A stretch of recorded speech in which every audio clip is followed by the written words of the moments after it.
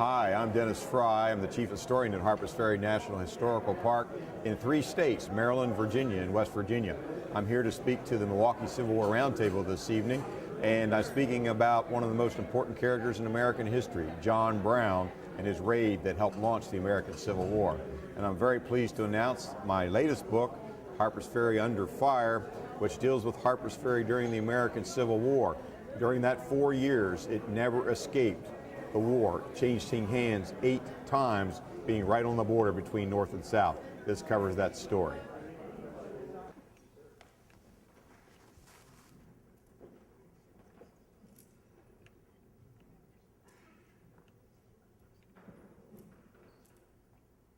Speaking to us tonight will be Dennis Frye.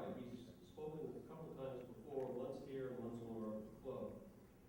He's the chief historian at Harpers Ferry National Historic Park, and he's told us all at the table we need to get there and see it because it's nice. He's a lecturer, a writer, a guide, a preservationist. He's been on TV for all kinds of those historic things, even probably once in a while on the History Channel. He has written 9 books, numerous articles. He will be from the Chicago Roundtable. They're going to award him the Nevins Freeman Award. He's going to be speaking tonight on John Brown, the spark that ignited the war. And he has a book for sale. It would be nice if he didn't have any to carry to Chicago. Okay, they want some in Chicago. Anyway, Dennis will talk to us about Mr. John Brown. Dennis. Thank you, Frank. Appreciate it. Thank you so much. It's great to be back with you here this evening in Wisconsin, here in Milwaukee, in this beautiful facility.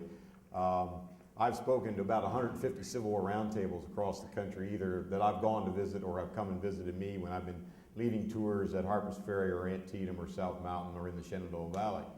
And so a lot of organizations, Civil War Roundtable people over the years. But I must say, this is one of the best places that I've ever had an opportunity to speak, simply because of these great surroundings and of course great people as well. But this is impressive. When you walk in here, you don't forget this place. And I remember the last time I spoke to you, which I think was in June of 2013, and I was so disappointed that we weren't meeting here. The country club was great, but this is not a country club. This is something special that you have here. So really glad to be back to this location this evening. And I feel very blessed in terms of being able to address people like you all across the country. I actually joined a Civil War Roundtable, the Hagerstown Civil War Roundtable, Hagerstown, Maryland, which is the largest city near Sharpsburg in the Antietam battlefield in western Maryland. Joined that roundtable when I was 8 years old. That roundtable was organized in 1956, so it's not as old as yours, but it's one of the oldest in the nation. And my father, who was not a founder, but joined the organization in 1957, and by the mid-1960s, I was attending Civil War Roundtable meetings with him monthly. And so joined as the youngest member in the history of that organization, still hold that record. Interesting enough, something happens. When you join as the youngest member at 8 years old, now I am the most senior member at 58 years old. I've been a member of that organization 50 years this year. 50 years. I guess the good news is I'm not the oldest member of the roundtable, but that half a century is a long time to be a member of an organization. And I really, truly, I consider it very, very privileged to be so active in this incredible community of people who study this field. I'm very passionate about it, and you'll certainly sense that before the evening is over. A couple other people I'd like to introduce and thank. Cindy Heckler is the president of the Chicago Civil War Roundtable. Thank you, Cindy. She got us here this evening. She picked us up in Chicago and made all the arrangements. And so thank you for driving us up and hopefully taking us back. I guess we have to go back for tomorrow night. You need to be there for tomorrow night. But the other person I'd like to introduce is disappearing along the wall here right now. This is my wife, Sylvia. Sylvia is a Texan from San Antonio. She and I She's such a Texan that when she came to Maryland, our license plate was changed to the words Gig'em, G-I-G-E-M. If you don't know what that is, then you need to understand something about Texas A&M University and the Texas Aggies, where she graduated from, in museum studies, a master's degree in museum studies from Texas A&M University. So, and it's Caitlin, is that right? Yes. So congratulations on your recent graduation. Congratulations. Perhaps you can have a great career like Sylvia did.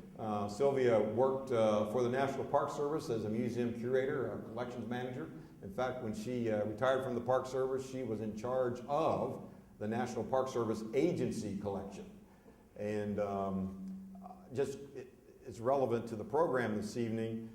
People often ask, well, where do you meet? Where did you meet your spouse? And in my case, I actually met Sylvia. I didn't know her, but I met her in Harpers Ferry. She had just transferred there recently, coming from St. Louis, where she was the exhibit curator of the collection at the Arch, the National Park Service site there at the Arch in St. Louis. And when she came east, we had just done something in our national park that was pretty significant. I had discovered that John Brown's family Bible, his Bible, the family Bible, the Bible that he himself had inscribed with the family genealogy, and that he himself had gone through and marked and underlined and asterisked passages in that Bible that were of importance to him. I had discovered that that Bible was on the market, that it still existed and was for sale. And so I negotiated with the owner of the Bible, and on behalf of you, the people of the United States, we purchased the Bible so that we could have it on display as a centerpiece, an object, at Harpers Ferry National Historical Park. And so we purchased the Bible, but we didn't see it. We hadn't seen it. We had had it appraised. We knew it was authentic. We knew it was the real thing, but we had not actually seen it. So at that time, whenever an object of that enormous value came into the national park system, the first place it went was to Sylvia. And the superintendent and I wanted to see this Bible. And so we made arrangements to see the Bible. And literally, the first time that we met was over John Brown's family Bible. I don't know why you're clapping, but I think it's a heck of a story. It really is an incredible story. So there you go. That's what you have to look forward to as a curator and as a collections manager. See if you can top that one in your career as you go forward.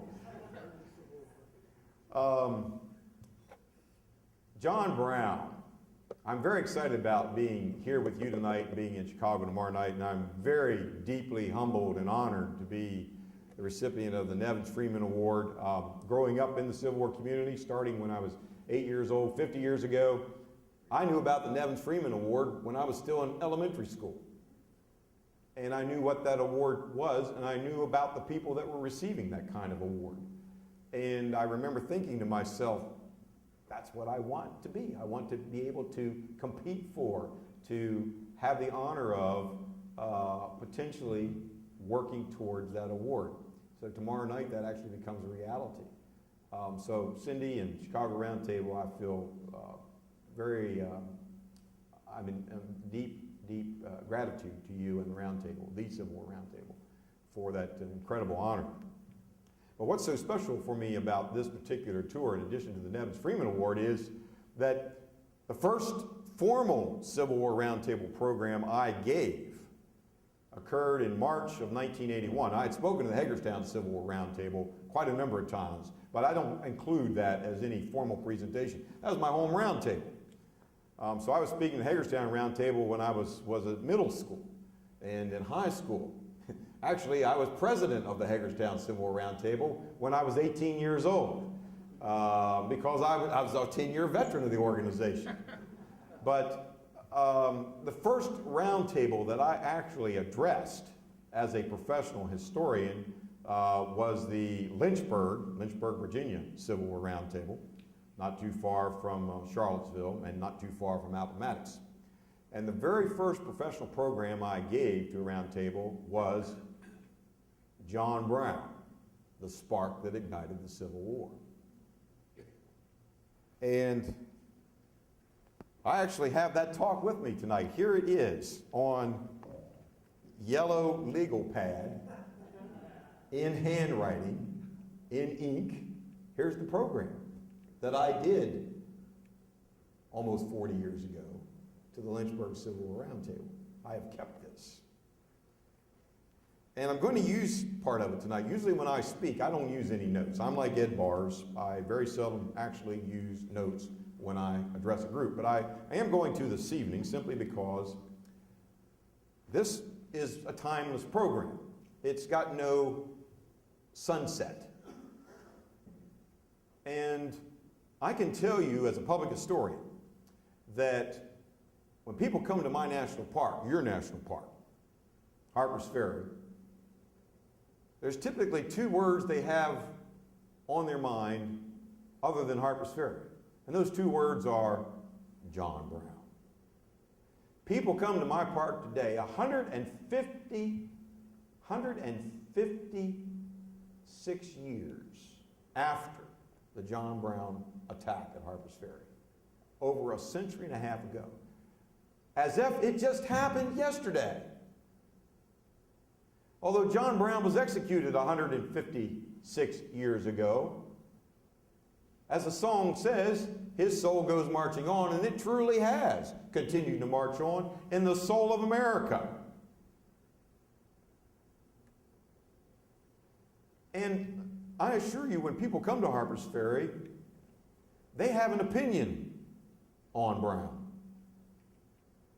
They think they know something about him, but even more importantly, it's not what you think you know, it's what you feel.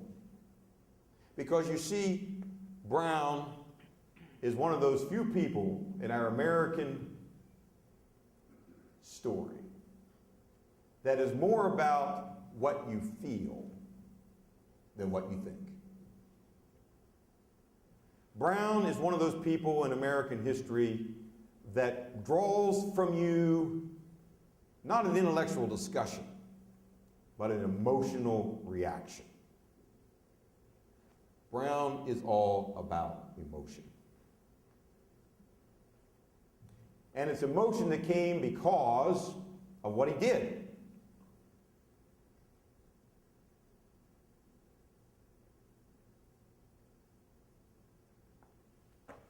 And so what I want to share with you over the next few minutes are really words much more powerful than any that I could utter, and much more meaningful than any that I could say. The words that I want to share with you here over the next few moments are words from the participants at the time. The people who experienced Brown at that moment, who were part of the story of America in 1859, on the verge of a collapsing United States. And, in fact, a country that we could not stand and pledge allegiance to a flag and say liberty and equality for all, because that's not who we were. That was not us. We were not a nation of liberty and equality for all. However, we were a nation of law. And it's important to understand that it was legal. It was perfectly legal by the nation's laws and by a Supreme Court decision to hold a human being as property. That is legal in the United States.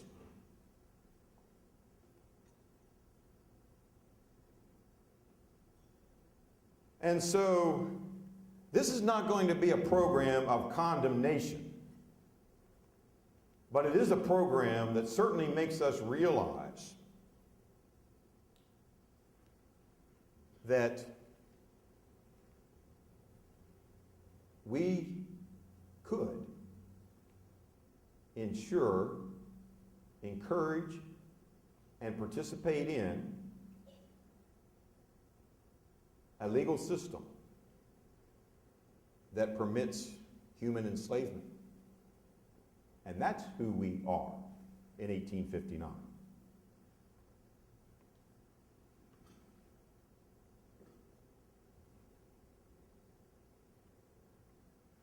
John Brown comes to Harpers Ferry for a very simple reason. Harpers Ferry is the location of the United States Armory and Arsenal. We have both there. We have an armory where we manufacture weapons, small arms, rifles, and muskets, pistols. We have produced at Harpers Ferry since we began making our first weapons there at the time that John Adams was president, up through James Buchanan, the current president. Nearly 600,000 weapons we have produced at Harpers Ferry. In 1859, we not only have the factory, which is the armory, but we have the arsenal. The arsenal is a warehouse. The arsenal is where we are storing weapons. And in 1859, we have 100,000 weapons. 100,000 weapons stored in 2 buildings in Harpers Ferry, Virginia. It's not West Virginia. There was no such thing as West Virginia in 1859. Just so you understand how many weapons that is, 100,000 was more than U.S. Grant would have needed to arm the Army of the Potomac when the Overland Campaign begins in 1864. He would not needed 100,000 weapons. That's too many. A lot of guns there in storage at Harpers Ferry. Brown comes to Harpers Ferry for those weapons. Why? Because he intends to use these weapons to commence a war against slavery. Harpers Ferry will be the launch of that war. That's the beginning of the plan. The next part of the plan is he intends to move into the South and use the mountains of the Blue Ridge, the Alleghenies, the Appalachian chain, running all the way from western Maryland, where Sylvia and I live, into northern Alabama and northern Georgia. And use those mountains as a corridor or a passageway to move not dozens, not hundreds, but thousands and thousands and thousands of slaves from the South along these mountain passages to the north. And he's going to use the guns that he's captured at Harpers Ferry to arm a guerrilla force. And this guerrilla force will go into the plantations and the estates of the South. They will then provide armed escort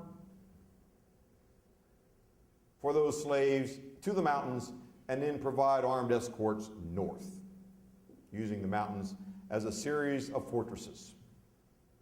In other words, it's a mass migration of people out of slavery into what was called the Promised Land. And the Promised Land in 1859 was Pennsylvania. The Promised Land in 1859 was Ohio. The Promised Land in 1859 was Illinois. The Promised Land in 1859 was Wisconsin. The Promised Land in 1859 was Canada. Any place north of the Mason-Dixon line was the Promised Land.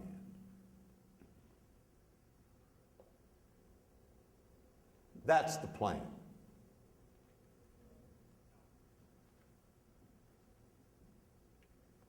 Brown comes to Harpers Ferry. He has 18 men that he brings with him, young men, military men, most of them experienced in warfare in Kansas, bleeding Kansas. He seizes the armory and the arsenal on a Sunday night in a fall rain, October the 16th, and everything's working beautifully. But then it doesn't work. He runs into some tactical problems. And soon John Brown will be surrounded by local militia coming out of that section of Virginia and Maryland. And soon he will be attacked by United States Marines coming out of Washington, D.C. in the Washington Navy Yard, ordered there by the President of the United States, because John Brown had just attacked the United States government, had just attacked the United States installation, and had just seized United States weapons. Brown will be captured by the Marines, commanded by a United States cavalry officer named Lee, Robert E. Lee, fighting for the United States in 1859. He will be taken to nearby Charlestown, the county seat of Jefferson County, Virginia. He'll be placed on trial at the circuit court, and he will be found guilty of 3 capital offenses: murder, people were killed during the John Brown raid, including the mayor of the town, Tommy Thompson. Politics can be dangerous. Happy birthday. He will be tried and convicted of inciting slave rebellion and also treason. Brown actually had created his own constitution. He intended to establish his own nation in the South. Found guilty of treason. 6 weeks after his capture, the judge determines that the best answer to John Brown is the noose, and he will be executed 6 weeks after his capture. Swift justice.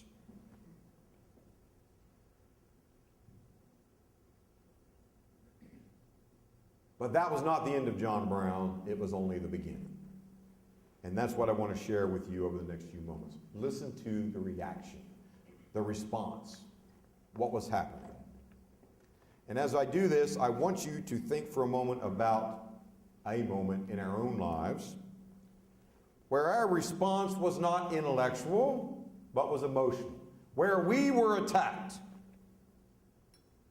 On September the 11th, everybody in this room experienced that. We lived that. We are the survivors of that. September the 11th. We don't discuss September 11th with our brain. We feel September 11th.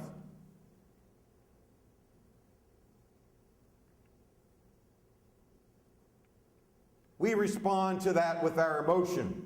We were attacked. So put that as a parameter of your own feelings very recently, because it'll make you feel for these people who experienced the attack on Harper's Ferry in 1859. But there's one major difference. Our attack on September the 11th, foreigners attacked us. The attack on Harper's Ferry was conducted by an American citizen against the laws of the United States for the purpose of ending enslavement in the United States, to make us truly a land of liberty and equality. How did they feel about this? Well, I think we ought to start where the attack occurred, Virginia. Let's go to a president of the United States, the last Virginian to be in the White House. That's a good trivia question for you. John Tyler, from Tidewater, Virginia, from his mansion along the James River near Williamsburg. This is what he would say. Now remember, these are words of feeling. These are words of genuine emotion. So as I share them with you tonight, it's more important for you to hear the words and feel the words than it is for you to remember the words. Hear them and feel them. President Tyler, former President Tyler. Virginia, his home. Virginia is arming to the teeth. More than 50,000 stands of arms already distributed. The demand for more daily increasing. You can probably understand. Virginia was just attacked. People want to defend themselves. They're fearful. They've been terrorized. If there's one John Brown, there's more. I remember on September 11th what my first response was: how many more of them are there?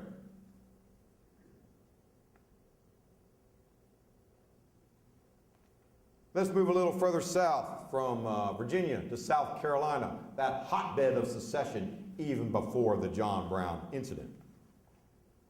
The Charleston Mercury, the newspaper, the great newspaper of the South, would declare, there is no peace for the South now in this Union.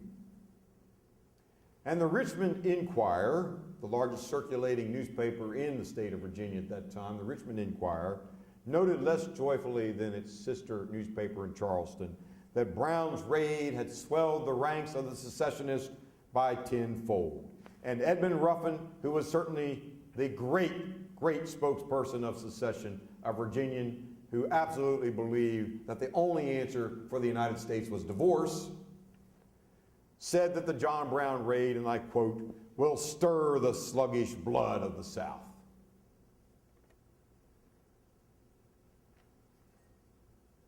Now, if those words haven't given you enough feeling, these will.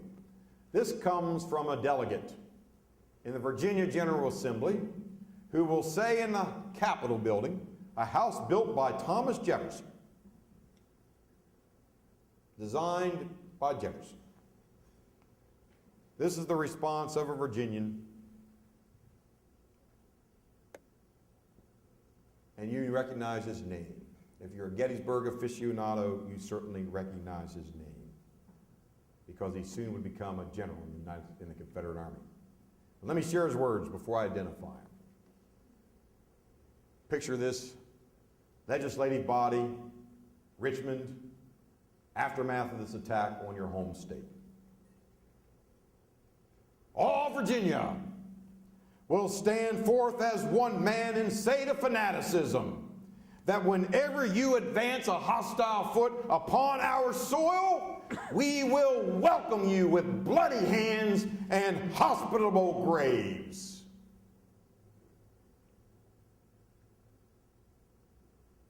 Soon to be Brigadier General James L. Kemper, Confederate States Army.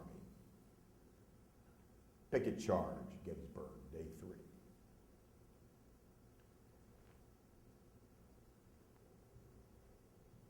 The Petersburg, Virginia newspaper, The Express, would write about Brown that he and his men were, quote, the fruit of satanic doctrine,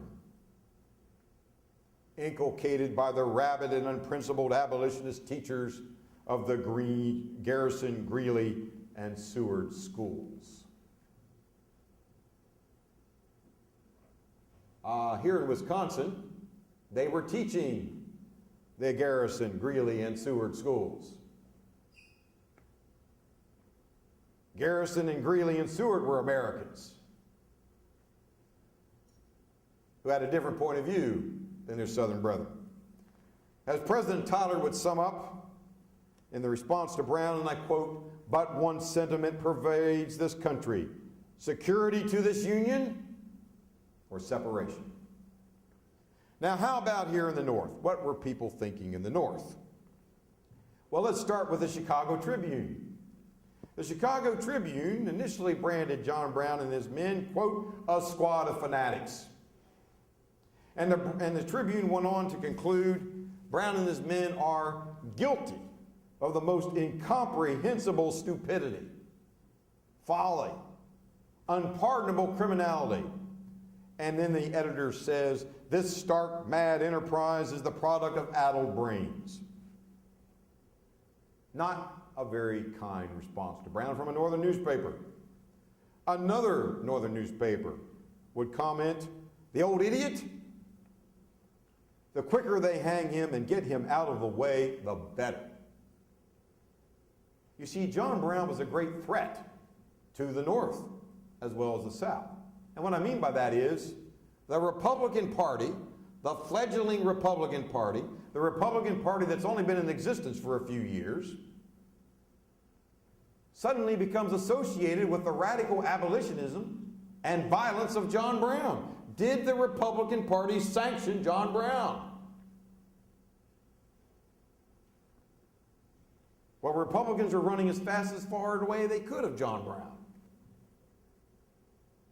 Hence some of these comments from the North. But not all Northerners took this position. Ralph Waldo Emerson in New England, Concord, Massachusetts, wrote this about his friend Brown. Quote, a pure idealist of artless goodness. His younger protege, his neighbor there in Concord, Louisa May Alcott, who also knew Brown, Louisa May, would write that John Brown was, quote, St. John the Just. William Lloyd Garrison, the great abolitionist preacher from the North, would preach shortly after Brown's raid on Harper's Ferry, and I quote, "Was John Brown justified in his attempt? Yes, by God, if Washington wasn't his."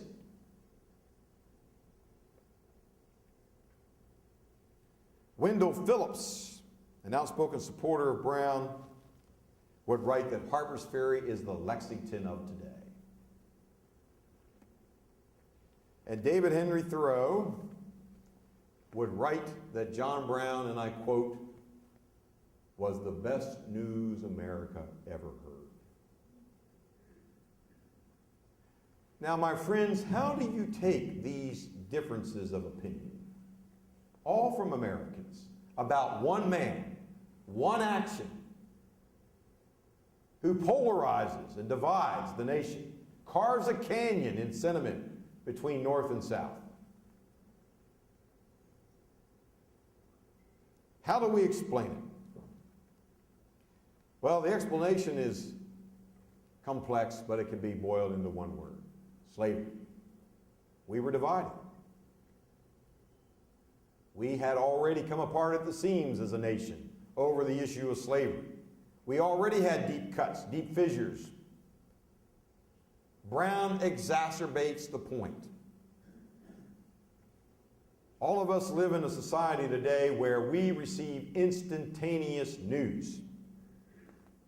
And I assure you that if you have a smartphone and you lived in 1859 and we had smartphones then, every moment on your phone, it would be quaking if you had it on vibrator. Every moment there would be another second of news about John Brown. It was the news sensation of the day. What brought Brown to Harper's Ferry other than guns? Basically two things. One, he believed that our country was immoral.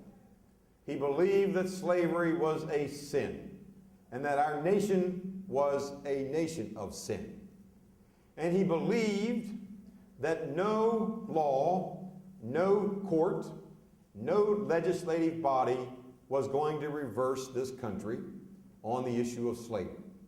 Keep in mind that this is in the immediate aftermath of the Dred Scott decision by the Supreme Court, which officially declares that a human being can be property anywhere at any time.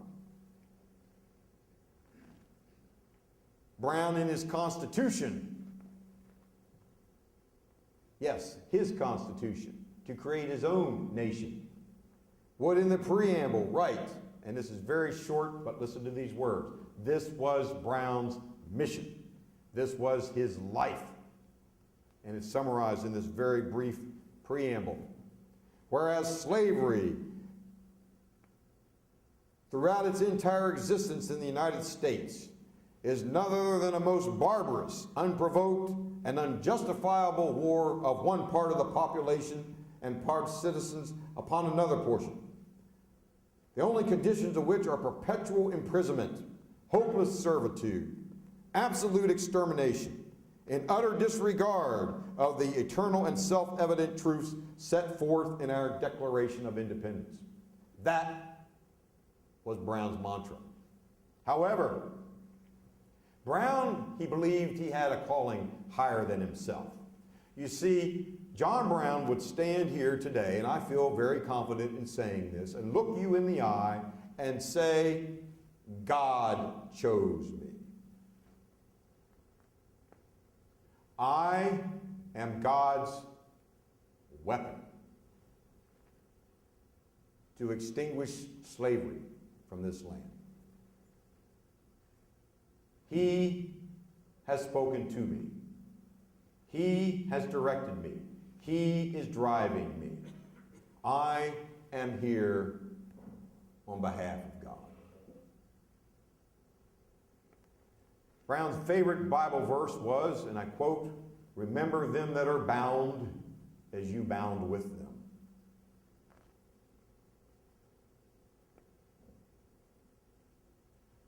The book, the Bible, was his creed, and upon its teachings he placed his personal interpretation. He would once say, shortly after Kansas, "There will be no more peace in this land until slavery is done for." And he would say, I will give them something else to do than to extend slave territory. I will carry this war into Africa. Well, he didn't have to cross the Potomac or the Atlantic, only the Potomac, to carry his war into Africa. As you know, Brown failed. At least he seemingly failed. He did not escape from Harper's Ferry. He was not able to execute his plan. He did not free any slaves. And he would die. But as he's preparing for his death, Brown understood what he was doing. Stripped of the sword, he began to preach the word in newspapers, interview after interview, letters that he was writing, uncensored by the Virginians, and in the courtroom itself, where he would stand up and say, I am not an insane man. You people who own slavery are the people that are insane. Shortly after the judge pronounced that execution would be the fate of Brown, he would write a letter to his wife. And this is what he would say. A letter to his wife. I have been whipped, as the saying goes, but I'm sure I can recover all my lost capital through my disaster by only hanging a few moments by my neck. Now, some argued that hanging John Brown was a serious mistake. Here's one of my very favorite quotations from the period. It comes from a newspaper that is today called the Wall Street Journal. Then it was known as the New York Journal of Commerce. But listen to what the editor said about the fate of Brown. Quote, to hang a fanatic is to make a martyr of him, he warned. Monsters are hydra-headed, and decapitulation of the monster only quickens its vitality and its powers of reproduction.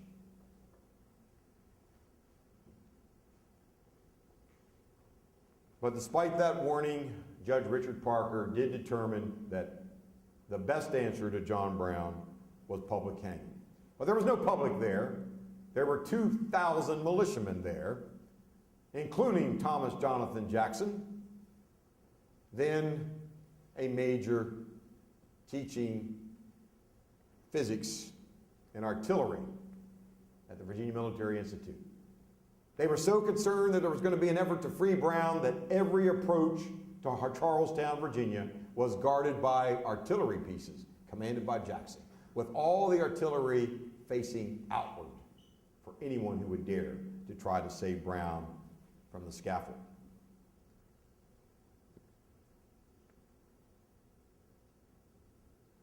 Just before his execution, in the courtroom, in his final words, when the judge asked if Brown had anything to say, he would stand and in part say this.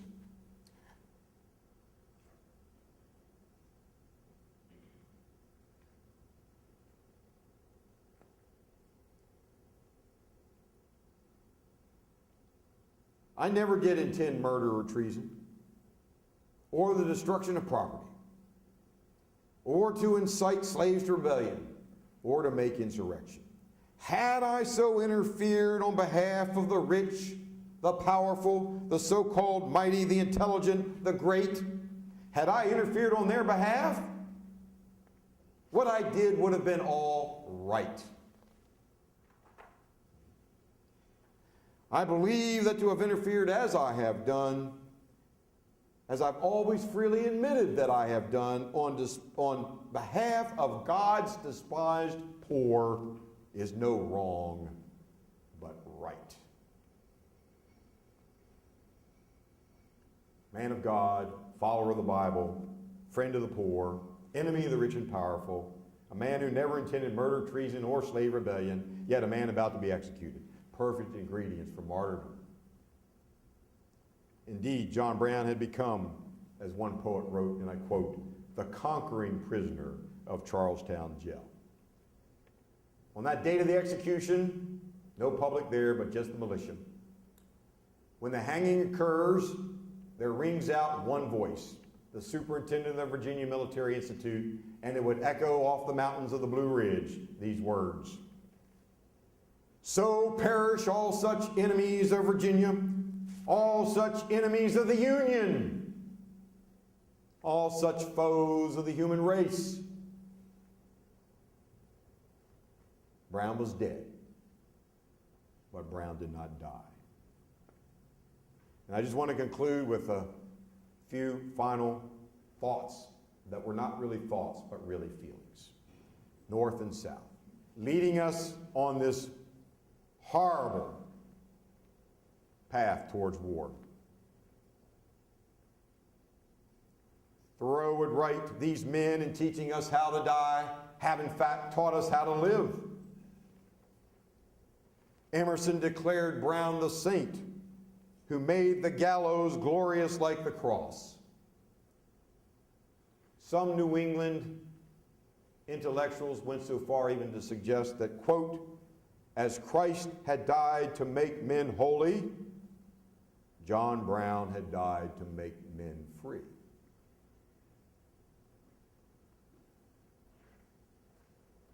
But that was not the response from our Southern brethren. The Savannah Daily Morning News, the editor, learning that Brown would be executed, would write, "The notorious horse thief, murderer, insurrectionist, traitor, he's guilty. There are thousands of white cravated necks in New England and the northern states today that are as deserving of John Brown's hemp-pin tie as Brown himself." Jefferson Davis, United States Senator from Mississippi, would say in the halls of the United States Senate in the Capitol building in Washington, and I quote Senator Davis, "Have we no right to secure our rights and to protect our honor, that we may dissever the ties that bind us together, even if it rushes us into a sea of blood?" And the Charleston Mercury would announce, upon notification of Brown's guilt and his forthcoming execution, "The day of compromise is past. The South must control her own destinies or perish." And the Richmond Enquirer noted, "The Harper's Ferry invasion had advanced the cause of disunion more than any event since the formation of our government."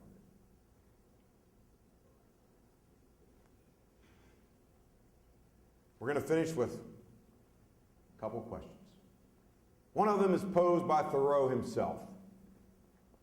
When thinking of John Brown, his attack at Harper's Ferry, the mission that he was trying to achieve, Thoreau asked this question, and I pose this question to you 156 years after Henry David Thoreau asked the people of the United States, and I quote, "Is it not possible that an individual may be right and a government wrong? Are laws to be enforced simply because they were made? Is there any necessity for a man being a tool to perform a deed which his better nature disapproves?"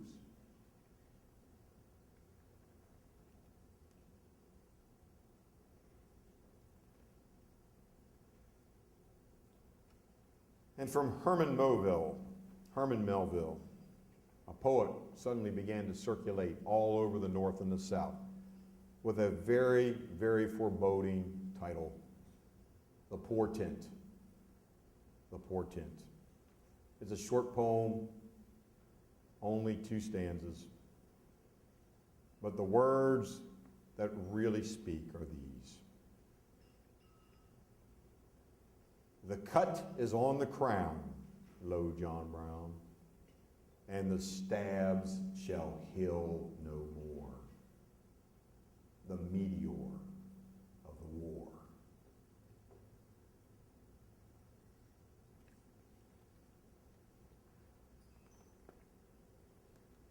I suspect you have an opinion of John Brown. What is his legacy? What does he mean to America in 1859 and today? And I suspect you have words going through your mind like I hear every day at my park. I hear words like freedom fighter. And the next person in a very loud voice will look at that person who just said freedom fighter and say terrorist. Who is he? Brown. What is he? John Brown. What is his meaning to us and to America? I will say this about his legacy. It was not good for Harper's Ferry.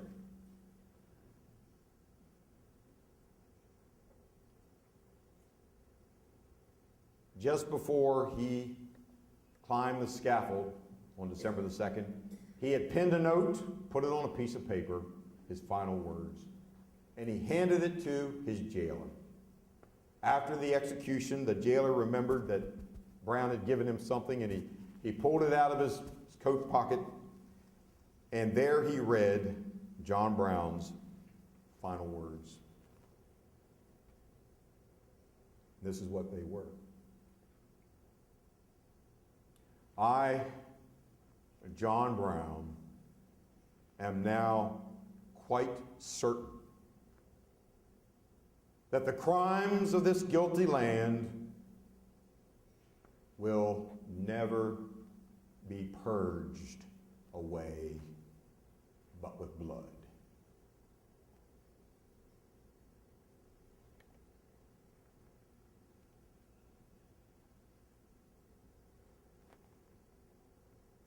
Less than a year and a half later, the Civil War erupts. Almost 3 years later,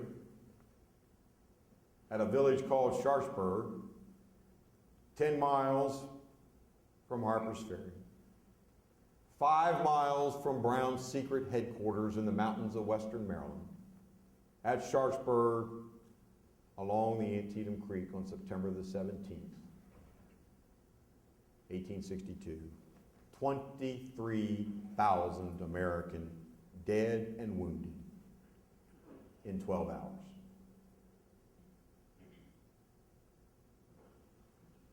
That's 4 times the number of our casualties in D-Day, 6 times the number of dead from September the 11th.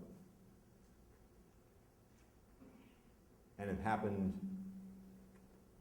in the shadow of where Brown was captured and executed.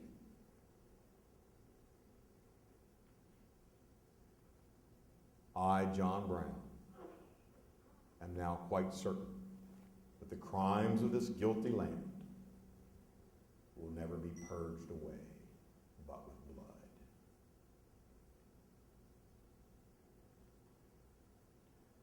My national park, your park, where I grew up, my home, my backyard, would become a battleground.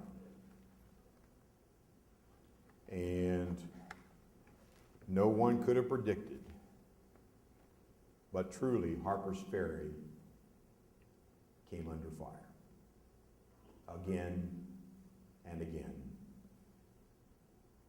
and yet again. In 4 years, 1861, 1865, Harper's Ferry would change hands 8 times between North and South. The industry was destroyed.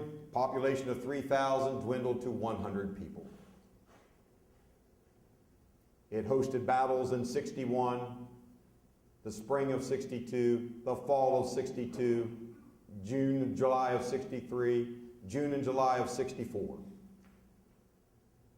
Antietam was one day a bad one in American history.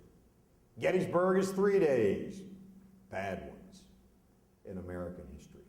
But my friends, Harper's Ferry was literally 1,400 consecutive days of the American Civil War. They could not escape on the border, literally, between North and South, with the Potomac River and international boundary. So indeed, Brown's legacy resulted in a violent destruction of the town where he launched his war to end slavery.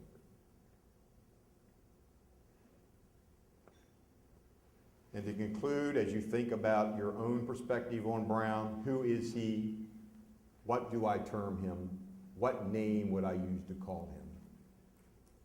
Perhaps we need to best ask by going to the great poet Stephen Vincent Benet, who wrote a great poem, epic poem called John Brown's Body. And there's a couplet in there that I never forgot. I read it when I was 17 years old, and I still remember it today. And if you go to Harpers Ferry National Park and you go into our John Brown Museum, where I wrote and researched most of the exhibits, you will see it front and center as soon as you enter that museum. These words, not mine, but the words of Stephen Vincent Benet. And Benet would say, and I quote, and he's talking to you and me, directly, personally, talking to you and me. He will say, you can weigh John Brown's body well enough, but how and in what balance weigh John Brown?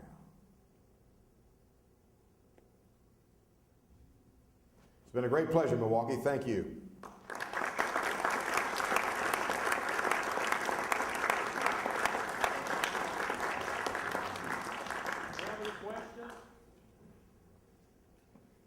Yes, ma'am.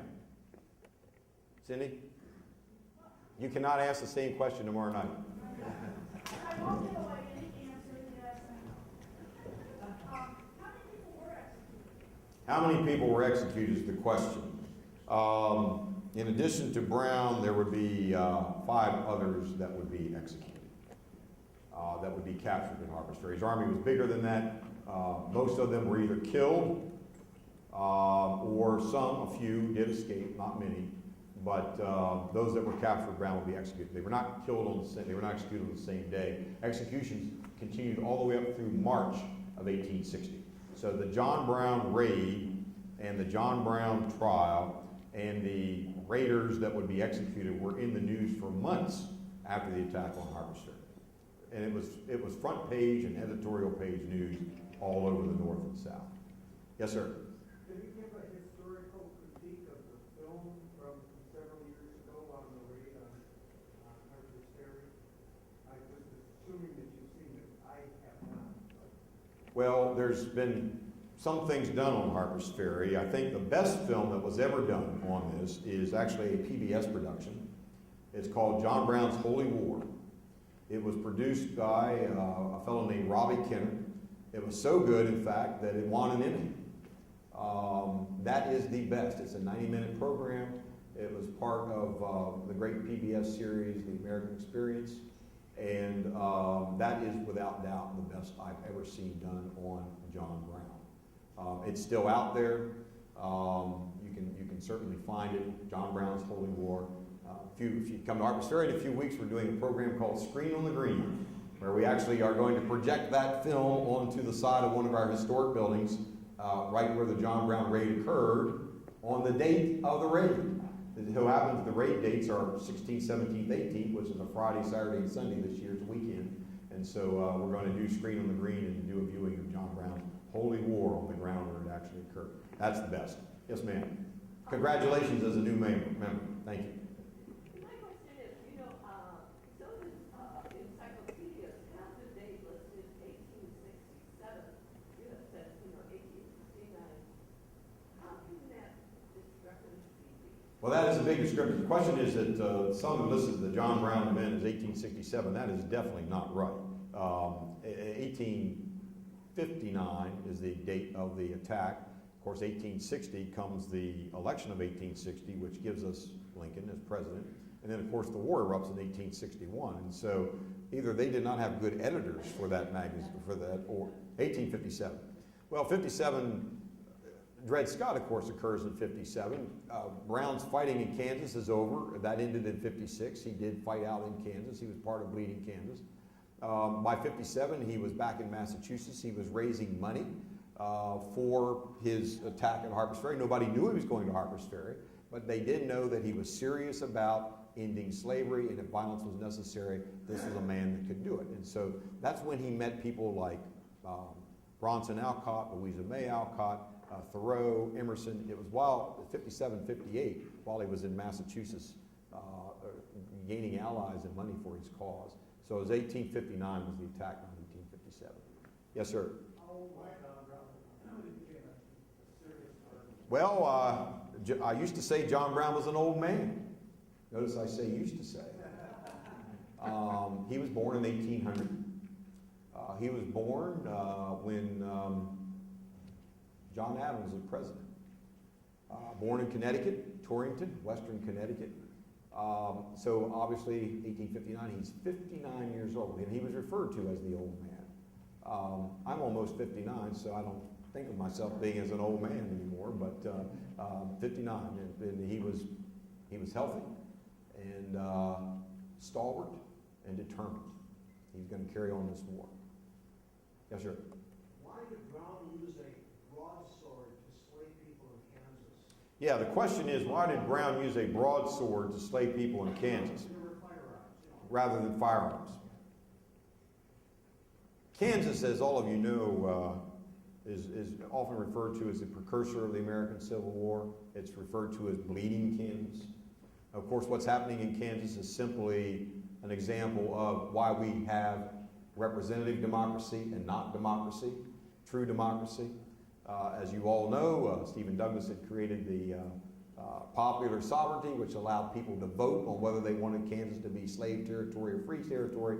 This brought in people who were in support of making it slave, and people like John Brown who were going to fight against it. Basically, what happens is Brown will execute a family, members of two families, with broadswords, artillery broadswords, and they will be hacked into pieces. Very violent and ugly and intentional. These people didn't own slaves. But the message was sent. And the message was, any person who comes here who wants to expand Kansas as slave territory, this is what awaits you. It was purposely designed to terrorize, and it was highly successful. Yes, sir. The one individual that fascinates me is Frederick Douglass. When he met with John Brown, and John Brown asked him to join him in his crusade for the attack on Harper's Ferry, and he gave Douglas, I think the next morning, Douglas never showed up. Well, what happened was, the question is Frederick Douglass and John Brown, the relationship between Douglass and Brown, and they had a meeting where Brown actually asked Douglass to join him. I think all of you certainly know that Frederick Douglass is the leading African-American spokesperson at that time. He himself had been a slave in Maryland. He had conquered, he had become self-educated, self-taught, was incredibly literate, had his own newspaper, the North Star, and was a brilliant man and an incredible orator. So Douglass is the best known African American in the United States at this time. Brown needed him. Brown wanted him. Brown needed him not only as a fellow warrior, but for symbolic purposes. And he did ask Douglass to join him. Douglass refused. Douglass would later, in a speech at Harper's Ferry, about 15 years after the Civil War ended, declare that he was a coward. He was a coward. And that John Brown was not. That John Brown was willing to die for freedom. He himself was not. So he did decline to come along, and Brown was very disappointed. He also asked Harriet Tubman to join him. And she was ill at the time and did not join him, of course. But he wanted these people as part of the movement. It was a movement. It was, in his mind, not a single person, but a movement. And he wanted some of these key spokespeople to be part of his movement. Final question. Yes, sir. Whatever happened to Brown's prominent northern supporters that gave him money? There was a group of people called the Secret Six. The Secret Six. These were well-known people. Most of them were from Massachusetts. However, one of them was from New York State, and in fact was the wealthiest man in the state of New York, and one of the wealthiest people in the United States. His name is Garrett Smith, who also was a member of the Secret Six. These were the principals who supported Brown and were helping him raise money. The Secret Six did not know the plan. They did not know the specifics of the plan. They did not know Brown intended to come to Harvester. But what they did know is that this man intended to end slavery. He intended to use violence if necessary. And he needed an army to make it happen. They were willing to support that. Unfortunately for them, Brown had correspondence with him that implicated these people. And in the aftermath of the raid, they were quite scared. Douglas himself was not a member of the Secret Six, but Douglas fled. Douglas fled the country. Others went to Canada. Garrett Smith declared himself insane. He declared himself insane to protect himself. And some fled to England. And so it became very well known who these people were. But they were protected by the North. In other words, the South had asked for extraditions, and we want you, you're a conspirator, you help support this man, bring this violence into Virginia. None of that happened. There was no effort to extradite any of these people.